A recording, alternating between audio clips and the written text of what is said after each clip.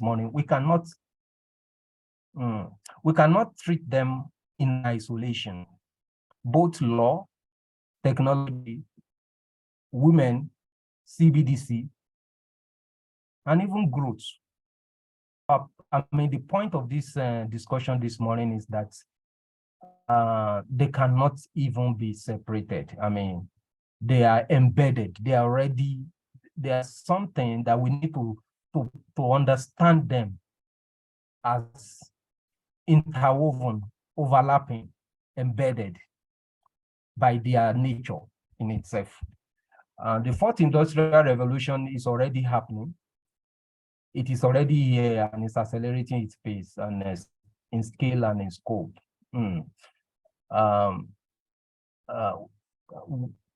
This forum this morning is a forum of young legal practitioners who are, of course, digital native, technology savvy, and also focused on the law. So it's important for us to be conscious of our environment, what's happening around us already. The fourth industrial revolution, which actually represents technology, the way technology is changing our life, day-to-day life, it's here with us already. The pace at which it's happening is astonishing, and it's important for us to, to look at how this thing has actually impacted our day-to-day lives. Some of the young people in this forum today, if we do an experiment by just taking away their mobile phone from them for 5 minutes, it will be surprising to us what the impact of that would be, even on their psychology. So, and so much is happening. Even artificial intelligence, robotics, and the rest of them, our world is changing very fast. We are connected without even realizing how much that is happening to us. So the legal framework for fourth industrial revolution is changing, is evolving, even though slowly. I will even say that that is not slow anymore. GPT is something that has dominated the online trend recently, from that artificial intelligence solution that everybody is using, even for online search and for learning, and for a lot of things that is changing the way we search information online. And there are more of such things that will come. I imagine our educational system will change, even our legal system, which we must bear in mind in our discussion this morning. This is a cause for concern, given the acceleration in the advancement and the adoption of technology. So if you look at this, the way we are adopting this technology, just like I said, that our young people cannot even do without a mobile phone, a smartphone, without internet for 5 minutes. They will feel uncomfortable. This is happening to us. There's a need for us to, there's a concern, a valid one, to pay attention to. But the point is that it has to be regulated. My apology if the quality of these slides are not too good. But the fourth industrial revolution, technology has to be, it has to be regulated. Law has a big role to play in this. And why? It has to be done, but it must not stifle innovation. You know, technology brings innovation, but we cannot do it in a traditional way. If we apply traditional legal framework to technology innovation, we are likely to stifle innovation. So we have to take a different approach.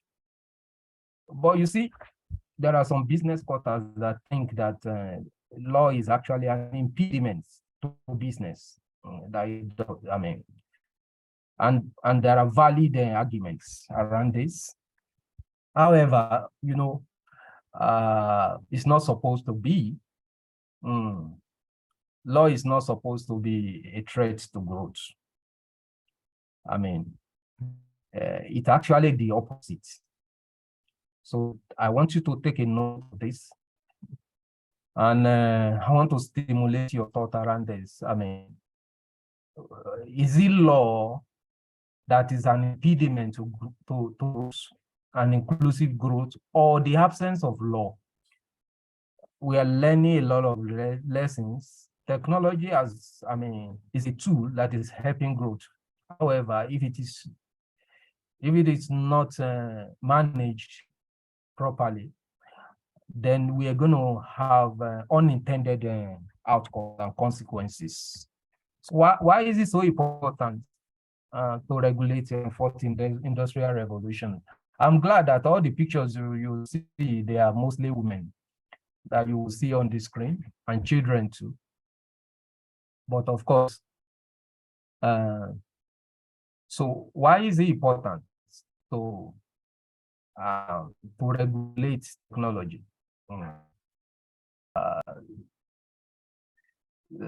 Technology is a tool. We want financial and we want inclusive growth. The point is that if it is not managed, of course, like I said before, you will not have the expected outcome.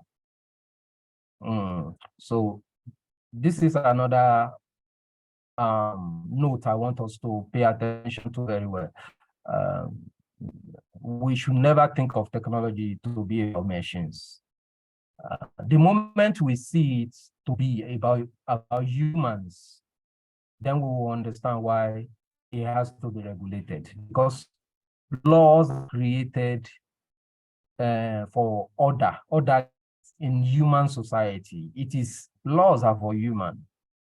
And if this technology, if they are for human, then we have to think about how to do the how to regulate them right. This is another quote. So that is also saying the same thing, that it's all about humans and the way we live, learn, and play. That's everything has been impacted by technology, and our must make sure that that does not have unintended consequences. So if we are to seize the opportunities of this technology and avoid the pitfall, then we must consider very carefully all these questions that it raises. So we must think about our ideas of economic and social development. Exactly what discussion we are having this morning. We must rethink it. I mean, not in the traditional way. It's the rethinking that is making us to have this kind of discussion this morning. We must rethink value creation. We must rethink privacy. We must rethink ownership and even individual identity. We must rethink all these things. These are quotes that I mean, it interests me to share with you this morning. Even our laws have to be reconsidered. This is a big point for us. So if you are a young person and you are in the field of law and you are in this forum this morning, you have to start thinking about how the law is going to change or is going to be modified to give us expected outcome from the fourth industrial revolution, which is already upon us at the moment. That is the kind of law that you should, irrespective of what you have learned or education you have acquired, where you apply yourself is how that you contribute to this process, the process of rethinking our law and making it an enabler for public good, and bringing together all the pieces that is required. So this is also, I mean, very outstanding piece for me, and because the law is critical. If it's not the most critical in the fourth industrial revolution, in all these pieces, of course, the people are the most important thing, but the laws are made for people. So even the law is the piece of the soft infrastructure that makes everything else to work. So this is saying that you can't separate law from technology, but the law is not a shackle. It's not bondage. Now, that's away from law. You know, we spoke about sustainable economic development. We spoke about we've gone through some thought around law. We couldn't do that without mentioning technology, fourth industrial revolution. But as young people, it will interest you to see how technology has changed human over time. I mean, from first, second, and third and fourth industrial revolution, which we are currently in. And that brings us to the topic of money, which is actually the concept of central bank digital currency. We have had a discussion earlier about that in this forum. But what is important is that money is something that is part of day-to-day human lives, part of value creation. It's part of everything we do. And you know, if we to go by a definition of money,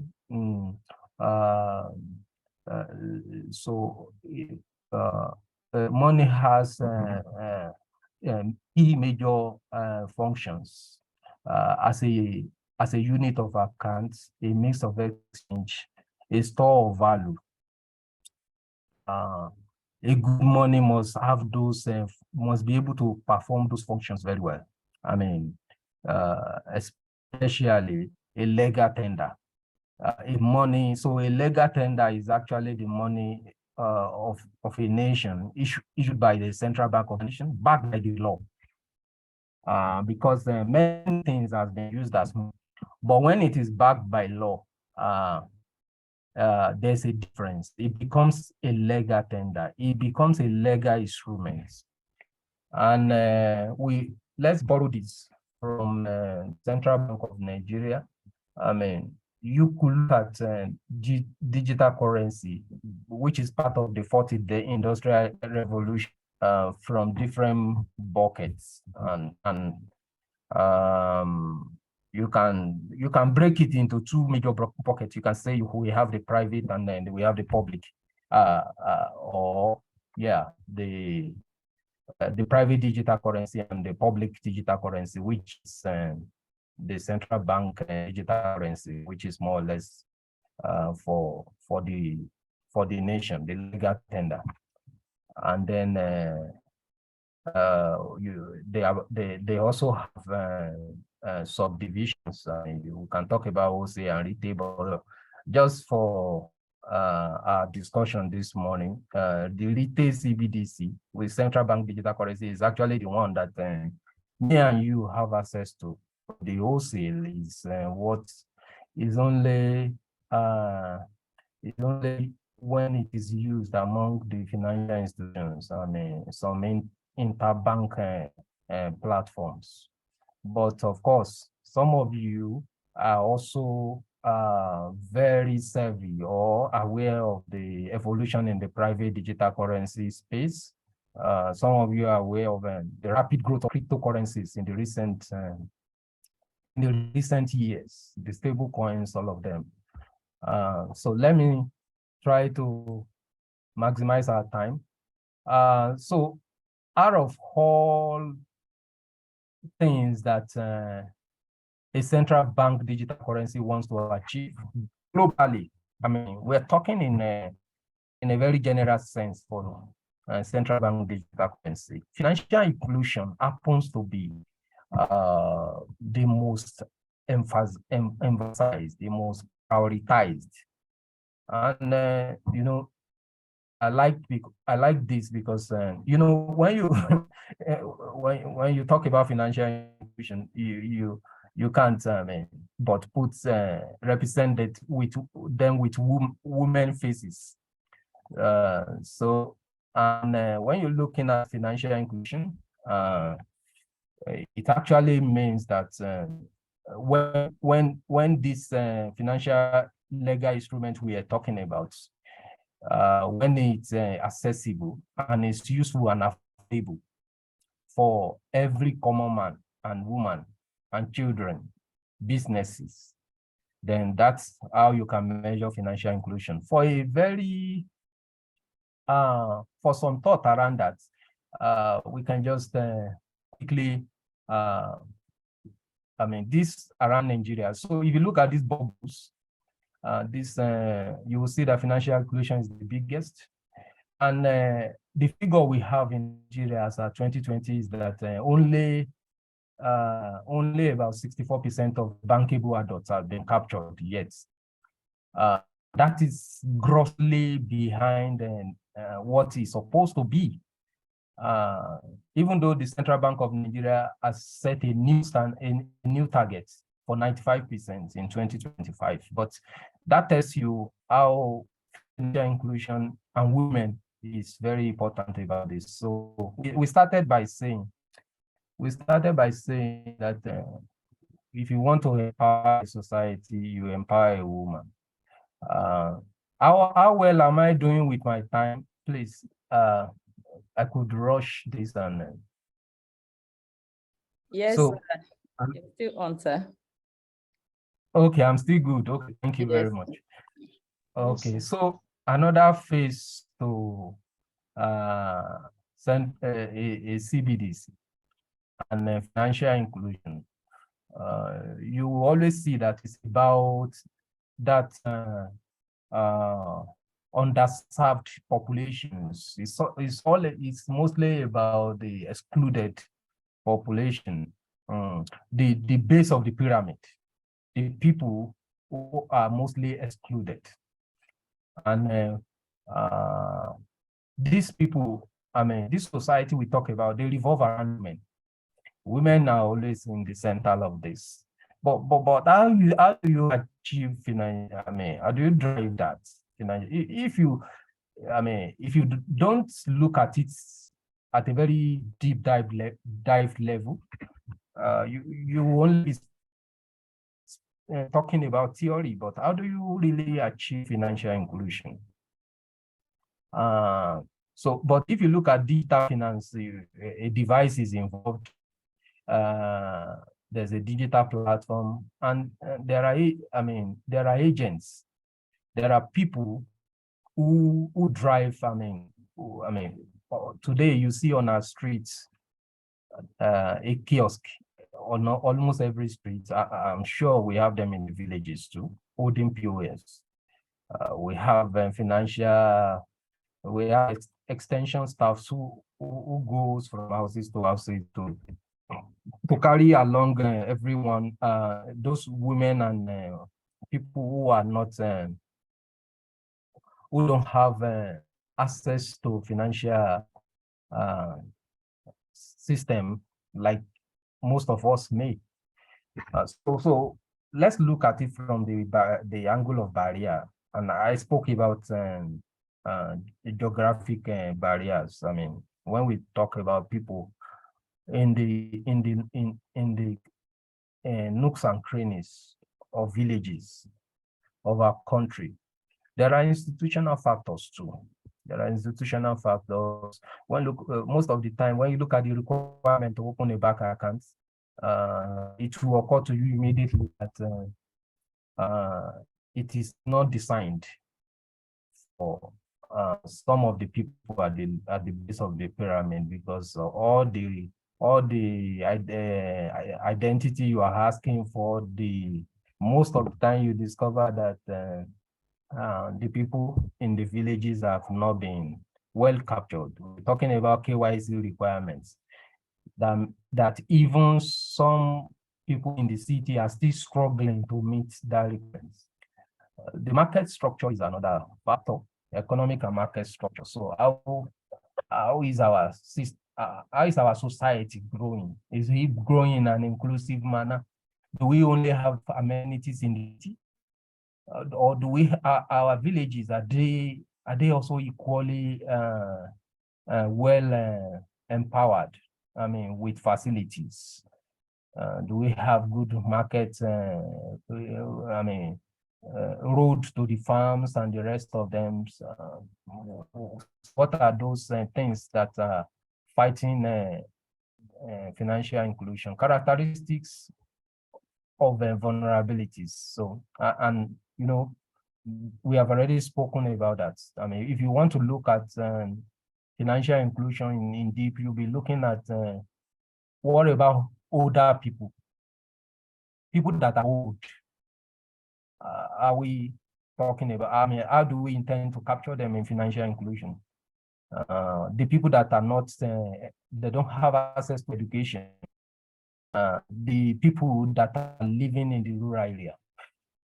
But, you know, one interesting fact is that if you can target the women, you will discover that you have already captured the old people and the children and the uneducated. I mean, very strategic for financial inclusion. Financial literacy is a big factor, which all of you in this forum, actually, you play a very key role, I mean, in educating our society about how to have access to finance, which is part of what we're doing today. Trust is a big issue. So, and that interests me a lot, because one of the things law enables is trust. Why you have law is actually to enable trust, avoid abuse. So that you can mitigate things like system failures, fraud, even expensive, I mean, fees on financial services. All those fees that are very high and excluding people from financial that are discriminating. That gives us only to the rich. So so this for CBDC, I mean, you know, we said it before. In the future that we are going, in the fourth industrial revolution, our money needs to be well, I mean, it needs to be developed as a public good. Our money needs to be developed as a public good. It's to play the traditional function of money and also meet the technology needs.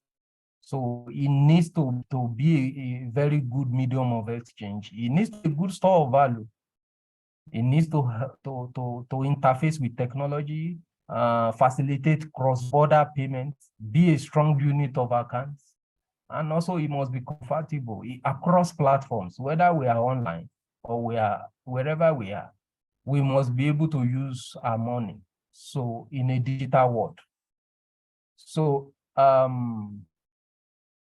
we've spoken about some of this, and I think that brings us to the end of this slide, to the end of our discussion. I would just like to stop here and reconnect back to you, and then hear what you think. Thank you.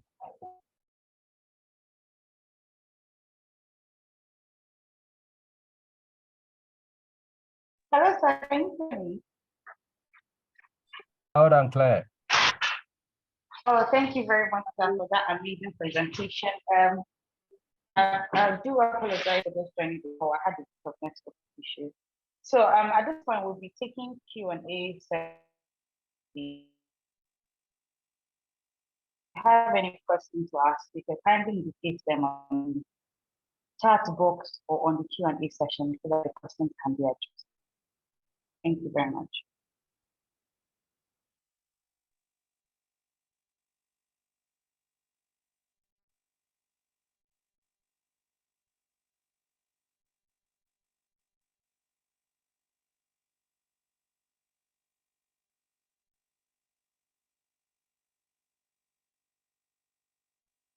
Okay, sir. So we do have our first question, and this question says, how does the e-Naira work? One of our interns is finding out to know how the e-Naira works. Sir.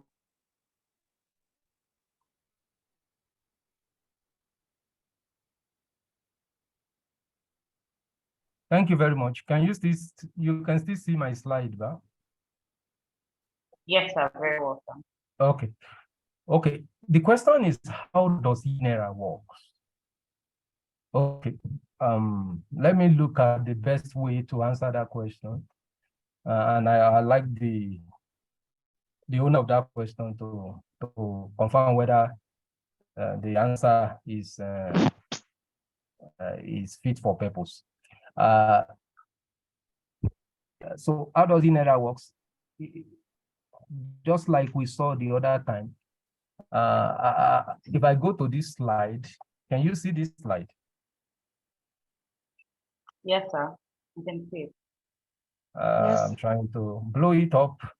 Okay, But you see that cash, the cash that you have, that physical cash that you have, that you love so much, that we all know, even as a child, maybe one of the first thing we learned was money. So that physical cash is what is being digitized. Because our life has become digitized in itself. I mean, we are stuck with our mobile phones, and most of the time we do online shoppings and the rest of them. So we spend more time online than even with a physical environment. So that same physical cash that you have is what the central bank is digitizing and making it available on our digital platforms.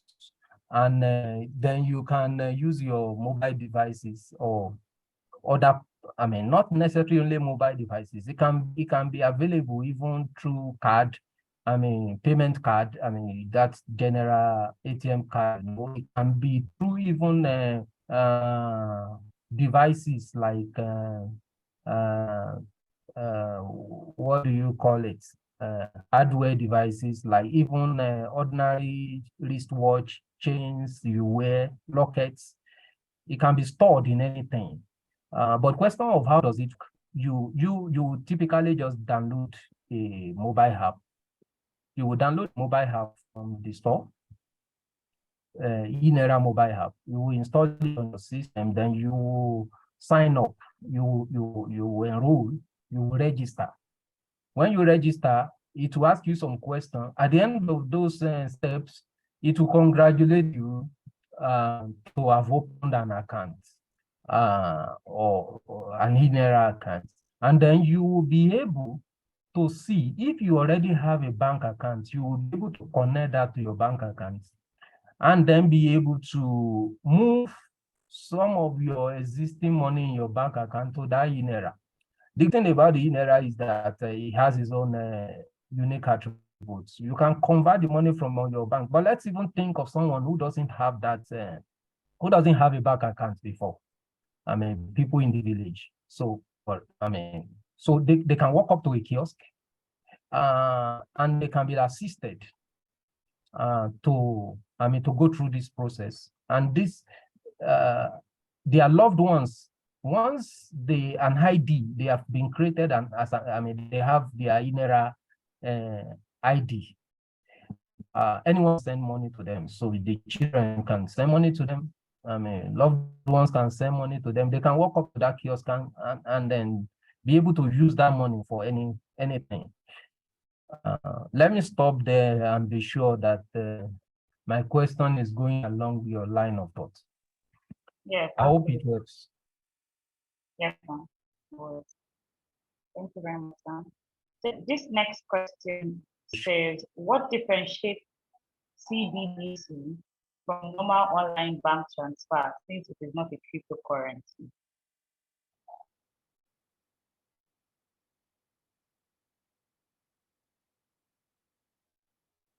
Oh, sorry, I was muted. Sound was still speaking. Okay, so I said that's a very popular question. Is the right? Anyone we ask. I already have electronic transfer before. I already have. So what is this the CBDC we are talking about? So, what difference does it make? So the point is that there are so many ways you have access to money, but physical cash is a unique instrument, something that it has the greatest financial inclusion attributes. So the people in the village don't have bank accounts, but they have cash. They have physical cash. They have so they don't need to know anybody. They don't need to have education. They don't need to have any special qualification to have access to cash. They don't need to. So that's the same way that's the same thing that the digital cash, which you refer to as CBDC, is also achieving. It's one special unique attribute is that it does not involve any bank. It does not involve any intermediary. It's not a liability. It's not dependent on banks like cash. Cash is also not dependent on bank. They are issued by central bank by law for every citizen. And when you hold it, nobody asks you what is your name. So if I go to you, if I want to buy something from you, nobody asks me for anything. If I give you 20 naira and I want to buy TomTom, you just give me TomTom. You don't my age, my tribe, my color, it does not matter. It is the money you are interested in. That's what central bank digital currencies are also trying to mimic. They're actually mimicking cash, physical cash. That's what they're trying to. So nobody asks you to, so when you are to use electronic payments, you have to enter information that has been given to you by your bank, have you?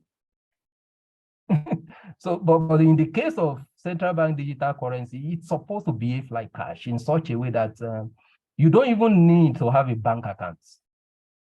You don't even need to have education.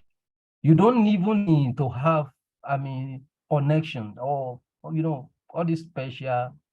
So then it's also a peer-to-peer transaction. Let me explain that the same way. So when you send money, when you do that electronic transfer you are very used to, it goes through an intermediary institution. It goes through, there's a bank that is in between that was, so when you have only requested for money sent to somebody, the bank system will send the money. So you are dealing, if you are using a particular bank, the bank is playing a role in that system. But in the case of a CBDC, there is nobody playing any role. Money moves between two people directly, the same way that I hand you a physical bill of cash and you collect from me. There's no intermediary, middleman. There's no middleman between me and you. It is an instant transaction. It is final. It does not involve any third party. So actually, when you send somebody an error, that's what happens. So you may not see it, but that's what happens. Thank you. Thank you very much, sir. That answer was very succinct. So this next question is from Apache John.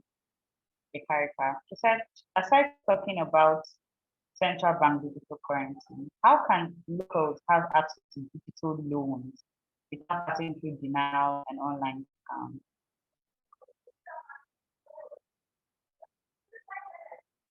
Yes, Thank you. I'm still, yeah. Yes, that's the crux of the matter. How do we give financial inclusion to that person who does not have all these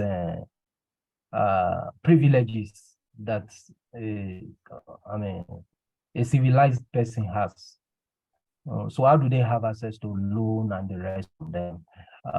So typically, there are many things that the digital currency will be changing. The central bank digital currency will be changing a lot of things. First of all, it's about financial inclusion. It's not the first type of digital currency.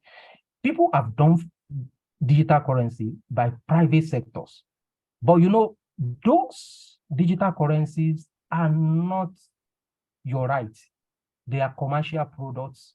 The people who issue them are issuing them for their purpose, mostly for profit, and the rest of them, they are good, they are valuable, but there is no law that says that is a legal standard and that every citizen must be empowered to have access to it. So where central bank digital currency comes in is when it takes the digital currency and it makes it the rights of every citizen of the country. And that takes it to the last person below the pyramid. To say that, so when we're thinking about central bank digital currency, we're actually thinking about the bottom of the pyramid. Okay, so we are designing it to meet the need of that last person. And that's why I spoke about the people in the village. So how does my grandmother in the village have access to this?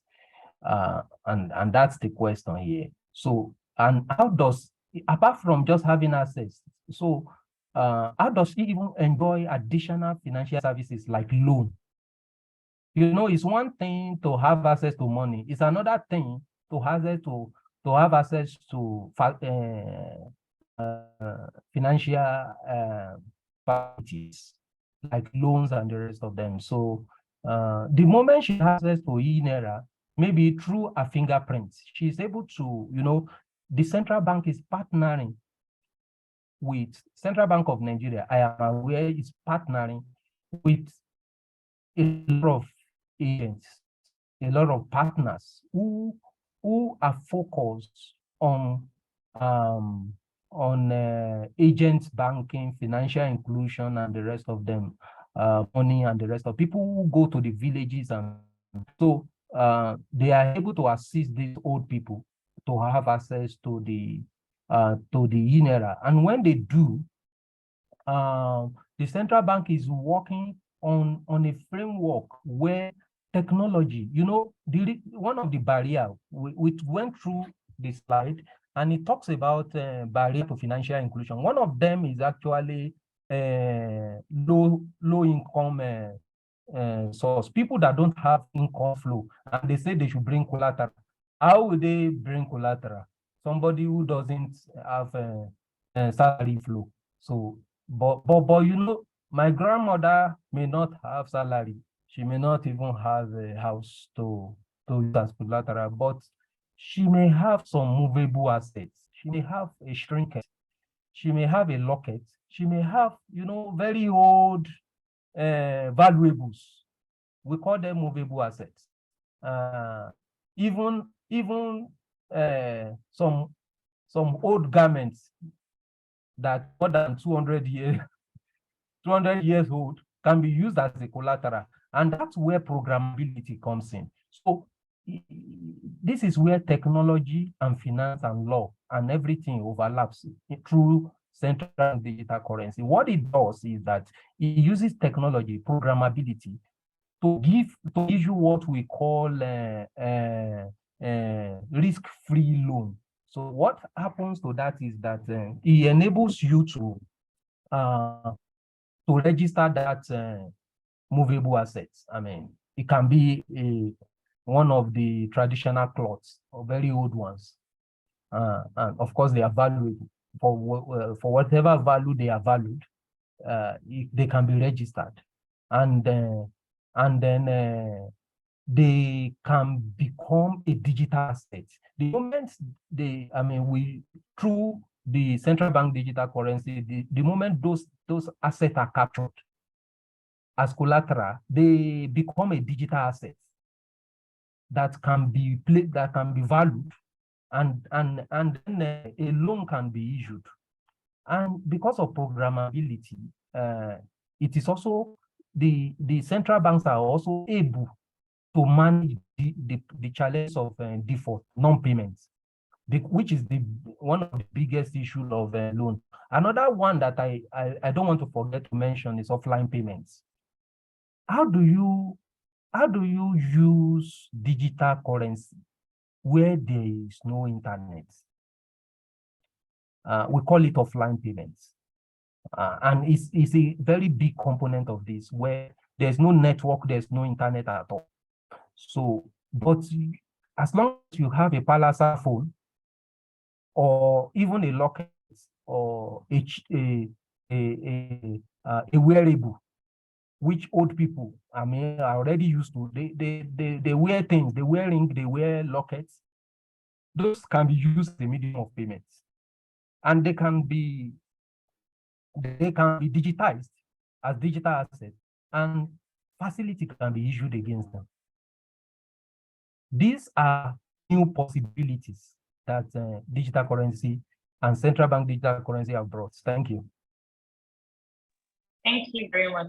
That was very logical. Thank you very much. So there's a question that is very repetitive because it calls for a lot of concern. It's the issue of fraud and the people in the rural area being exposed to fraud with the use of the CBDC and network issues. So how do we tackle the exposure? Since you said it doesn't necessarily need intermediaries, how do we tackle the issue of fraud and network issues when it comes to the people in the rural area having access to digital currency? Thank you very much. That's where you balance the competing objectives.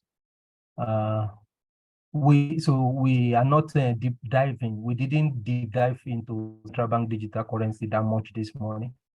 We were just talking generally. But you see, when you are designing a central bank digital currency, one of the kudos that we should give to central banks globally is that it is not an easy task to get this right. It's not an easy task to bring together all this and also mitigate fraud. So finding the middle ground such that you can have access to digital currency without special requirements, and yet your exposure to fraud is managed, and all these are managed, is what the central banks are balancing, what they are doing.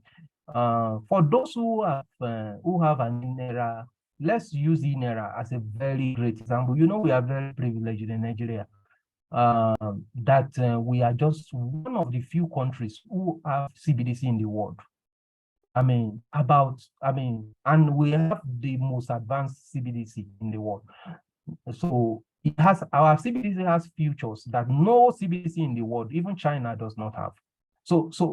But let me just come home and talk about the answer to the question.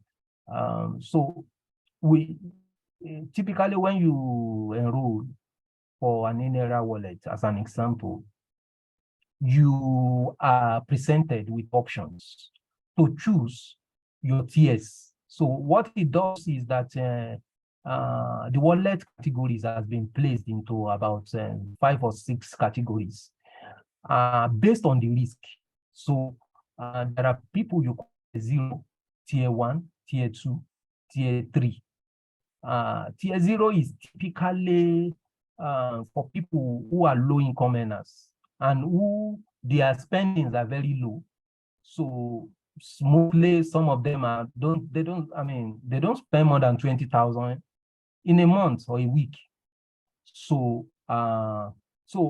their wallet has already been, apart from their identity that has been captured, their wallet has been capped in such a way that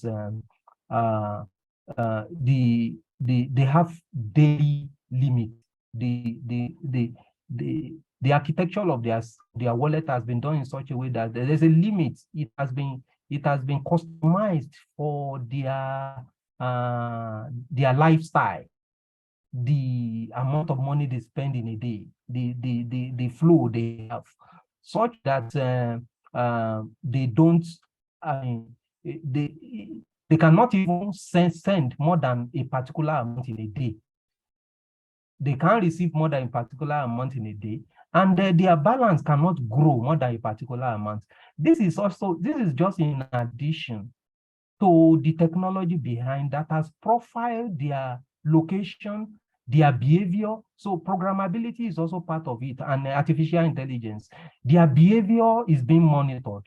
If all of a sudden they started doing things they don't do normally, the system suspects that this is happening, and security features can tell them to reset their password.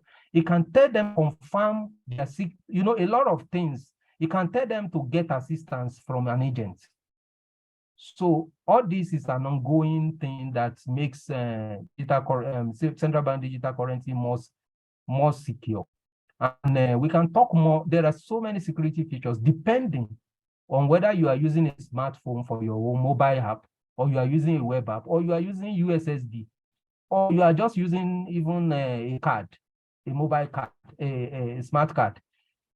All these they have their own unique security features that protect you from the online threats and digital currency risk. Thank you. All right, thank you very much. We just have a few more questions before we wrap up the Q&A. So there's a question from Abasil Young, and she says she needs clarification as to how people in the rural areas can have access to CBN-sponsored scholarships, and how the people in the rural area can afford to get dollar using the CBN rate. That's an interesting one. That's an interesting one. Unfortunately, it's a bit outside the scope of our discussion. But if I hear you well, the question is, how can you come again with that question? How people in the rural area can afford to get dollar using the CBN rate, and how they can have access to CBN-sponsored scholarship. These are for probably youth and students that are schooling in the rural area. Thank you very much. Yes. Okay, so I think we can use the opportunity to enlighten ourselves. So the central bank have various empowerment programs, but those programs have framework. There are laid down instruction on or framework on how you can leverage those programs. So, for example, let's start with the one you talk about how they can have access to dollar. So typically today, every Nigerian have equal entitlement to request for dollar at the rate of the what we call the E&E, that's the exporter and importers rate, with CBN rate. So what you do is that you have to apply through your bank, because the central bank does not have the opportunity to interface with every man on the street. It's impossible for the central bank to be able to interface with every man on the street. That is why we have that financial structure where the banks exist to they exist to provide that services to the public. And to the extent that we have microfinance banks, to the extent that we have agent banking, to the extent that we have extension workers. So the point is that there is a channel for you to apply, and every Nigerian is equal opportunity based on the requirements. So if you talk about having access to dollar at the rate, but of course we don't. That's also subject to availability. So it's also subject to the availability of the dollars you are talking about, because if all of us, if they should share it for all of us, well, there will be enough to go around. And just say that for now. Then, but for the other scheme, I'm not sure which scheme, which scholarship schemes you are interested in, but I know there must be, there's a third party, there must be an institution that is in charge of that scheme, apart from central bank, that is playing a middle role. I think we can, if you are having any challenge, I'm sure the first thing is to follow the process and apply.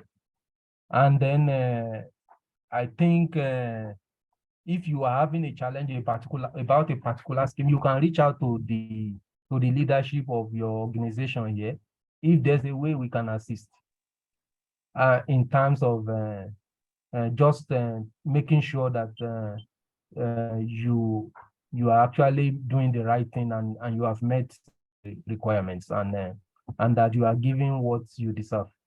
Thank you. Thank you very much, Sam. So there's another question that I also feel interested in.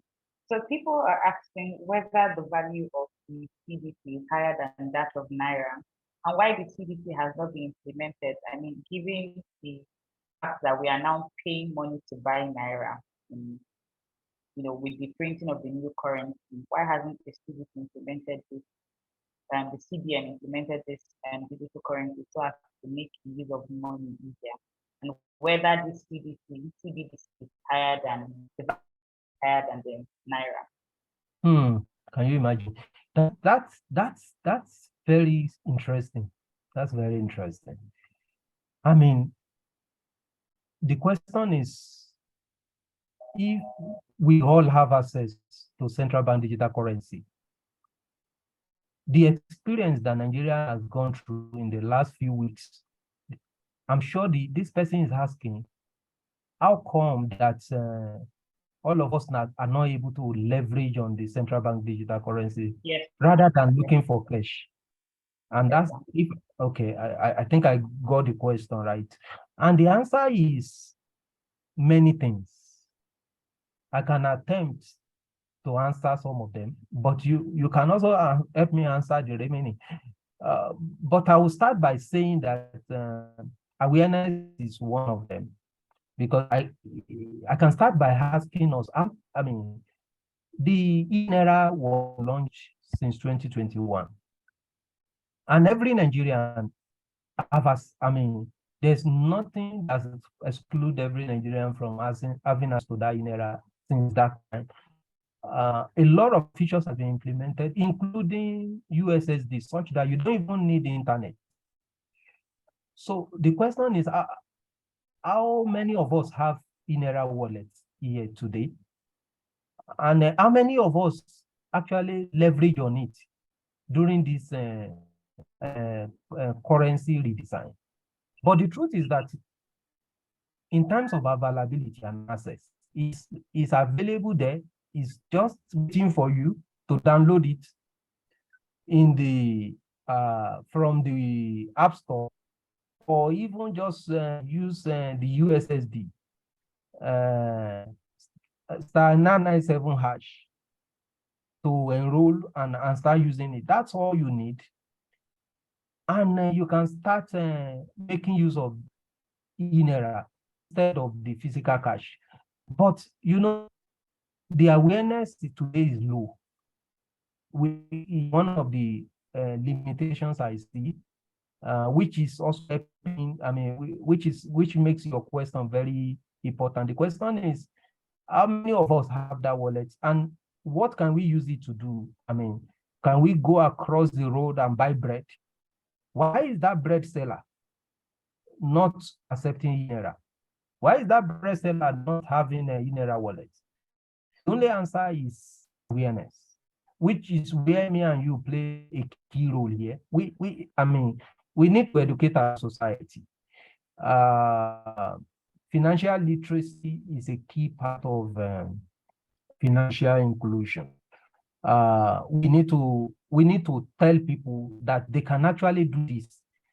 That there's actually a way that the central bank has worked out for their life to be easier. So that awareness is the major key role that we have, that is a limiting factor here. And luckily, the eating top solicitors, your group here is already also partnering. I mean, is working with us. It's working with the regulators to ensure that this awareness go around, which is why we are having this session this morning, which is why everyone here should actually log into their INERA wallets as we are speaking. And you can send me some INERA. Thank you. Thank you very much, sir. Thank you so much, sir. So that being said, we've been able to attend to all the questions. Are there any other questions from our interns? Okay, there's one more question from Doka. So Doka says, if she gets you correctly, CBDC attempts to offer the same open governance and financial independence that the blockchain crypto space does. Okay, thank you. So, I mean, we mentioned technology, we mentioned law, we mentioned women, we mentioned finance. So you were talking about crypto here, and I don't expect us to have this conversation without having a question around crypto, which is valuable. And when you hear me mention private digital currency during my presentation, crypto is one of those private digital currency I'm talking about. But you know, the difference between crypto and central bank digital currency, the technology is agnostic. Technology is open to everybody to use. Technology does not discriminate. It does not discriminate crypto from central bank digital currency. So both, and I am proud to tell you, or let me say, it interests me to tell you that in the whole world, central bank digital INERA is one of the CBDC in the whole world that is using blockchain. I mean, to a very great extent. When you're talking about blockchain-based CBDC, yes, it's using blockchain to a greater extent. But that's technology. But you know what makes it different from crypto is actually the fact that it's a legal tender. Is the legal instrument of a sovereign country, a nation, that makes it the rights and entitlement of every citizen of that nation. Crypto is not your right, but CBDC is your right. Let me just stop there. All right, thank you very much, sir. There's one more question in the chat box right now, and I would love CJ. CJ, can you hear me? Are you online? Yeah.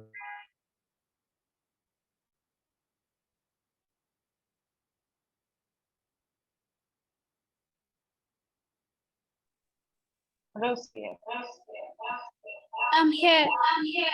All right. Please, could you please ask the question from? Okay, the question is, the problem of network, how would it be solved when transaction gets hanging? Most villages do not have network. Thank you very much, for that, for helping us echo that question.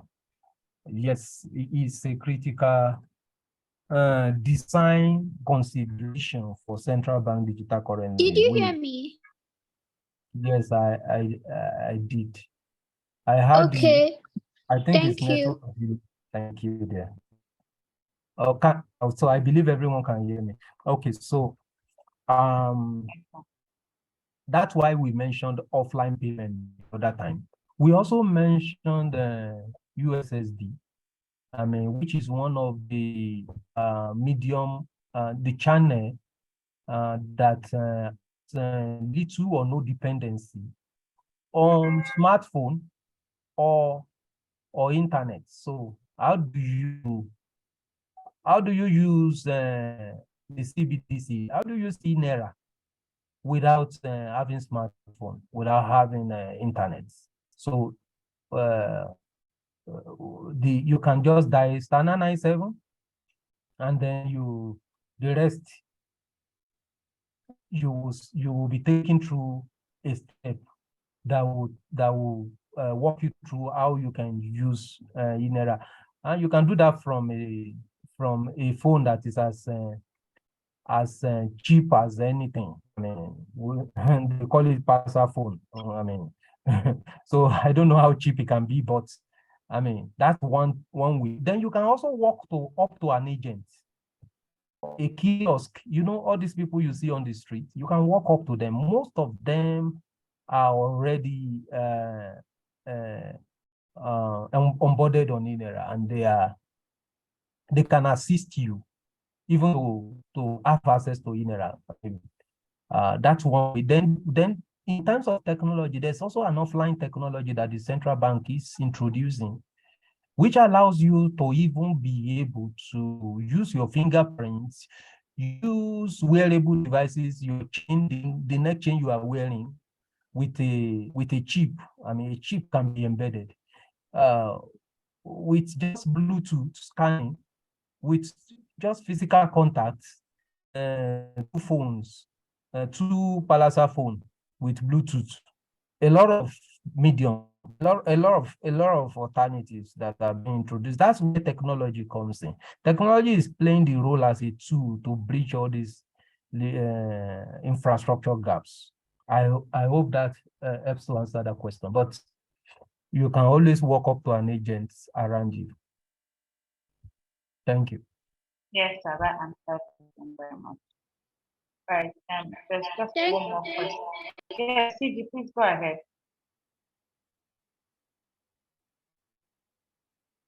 Okay, thank you very much, sir, for the answer. Next question is, please, can Inara be used as an exchange for dollars, and what is the exchange rates? Thank you very much.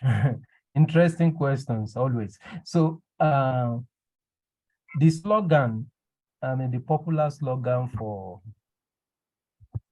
Inera is same Naira, more possibilities.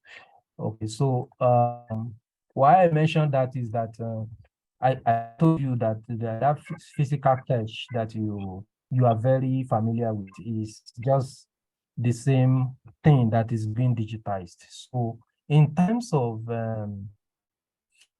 how Inera, comfortability of Inera to foreign currencies, it does not, I mean, it follows the same existing framework. The same way your physical cash, the same way you go about getting dollar before, is the same way you will still convert your Inera, because your Inera is not different from your Naira. It's a Nigerian money. It's not, the Inera is not the money of another country. It's just your legal tender in Nigeria. That is the objective. It is actually just same Naira. And the another country, you follow the same medium that you used to follow before to convert your Inera to to dollar or to pounds and the rest of them. But I want to use the opportunity to tell you about an interesting more area of more possibilities that digital currency is bringing. So the same way we are building digital currency, CBDC in Nigeria, INERA, that's the same way other countries are building their own. So CBDC globally, there's an arrangement for interoperability between central bank digital currency of different countries. And those are the things that are on the way, that are coming. Those are features that are coming soon, where you will not only be able to use your INERA, but by the time the INERA is already operating with the e-yuan of China is already interoperating with digital dollar, is already interoperating with digital euro. These are things that are coming. You will be able to, the possibility, that's the area of possibility we are talking about. In the nearest future, you will actually be able to directly, based on the features implemented, to be able to convert across board. But those are issues that are yet to come. It just tells you that INERA is a journey. CBDC is a journey. We are in the early stage of it. And Nigeria is one of the few countries who has gone this far, but there are still more coming. And this interoperability or inter-exchange between different CBDC from different countries is one of the things that are in the roadmap. Thank you.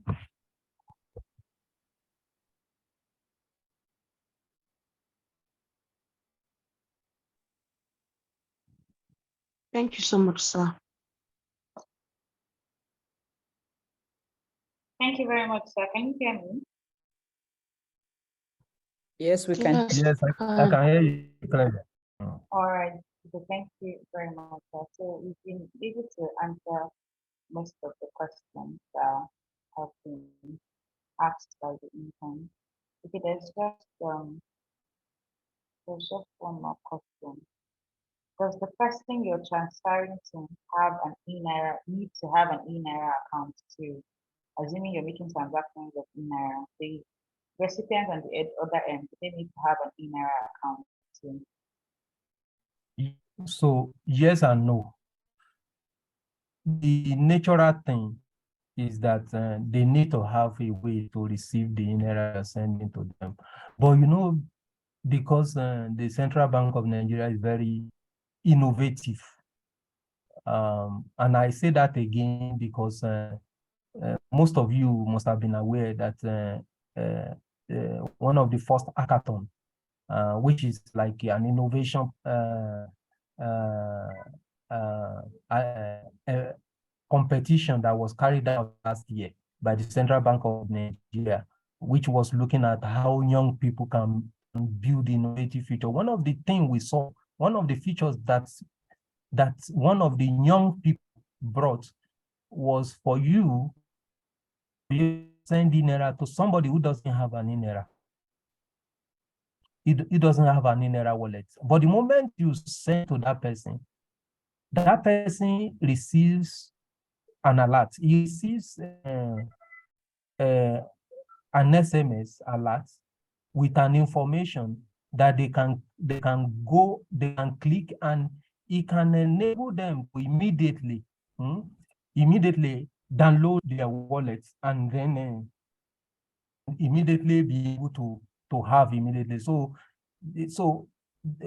they may not have before, but the moment you send them an INERA, you have triggered the process of bringing them online. Another thing is that you can also you can send them money and they can walk up to an agent. They don't even need to have in that case.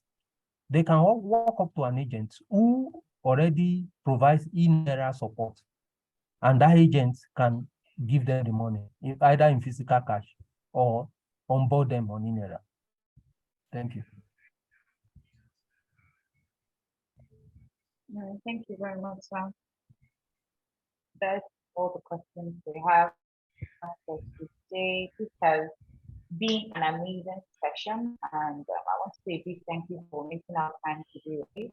So at this point, I'm going to hand over to our new managing partner, Deborah, to give the closing remarks for today's program. Thank you very much, Mr. Adeoluwa. Over to you, Ms. Debbie. Thank you. All right, thank you, Victoria. Thank you very much, sir, Mr. Adeoluwa. I am so happy to have had you today here with us, with these amazing ladies. I want to appreciate you because I know how tight your schedule is, and I know that you had to make a lot of sacrifice to be with us here today. And that's because of your passion for the empowerment of women, your passion for the growth and the financial inclusion for women. I really do appreciate you. Ladies, Mr. Adeolu is one of our great supporters for this program. He was here in the last edition for last year, and he taught on CBDC also. And today he's here, and he has really impacted a lot on us. I mean, one of the ways, like he said, if you want to empower a nation, you empower a woman. Because with a woman, you're sure that she will empower her children, she will talk of her husband, she will talk of her grandparents, her parents, and everyone. And that's what we're doing here. Every empowerment we have gotten on this platform, all the education we have gotten, all cannot be complete if we are not financially empowered. And we need to be aware of the existing technologies, of the innovations that is going on around us, even as a country.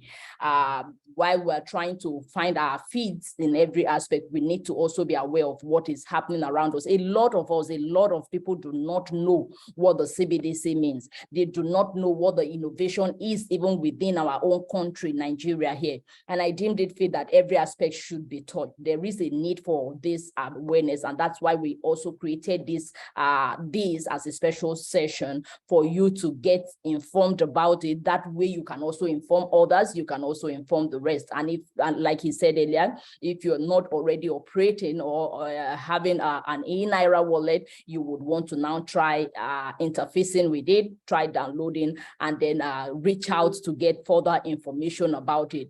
Like we said, you need to be empowered in every aspect, both financially and in every other wise that will help you to grow. So very well, I want to thank you once again, Mr. Adeolu. We really appreciate you on behalf of myself, the volunteers, the team from the Hilton Top Solicitors, and every of the amazing ladies here. We say a very big thank you for this time, this great, enlightening, and highly power-packed session that you have given us, this information, this awareness for us to be able to get more empowered and to grow as we should be and take our place as women in the society. Thank you so much. It has been highly insightful. We do appreciate you. And ladies, please join me to say thank you to him, give him a virtual clap, and try to connect with Mr. Fadile Adeolu. He's on LinkedIn.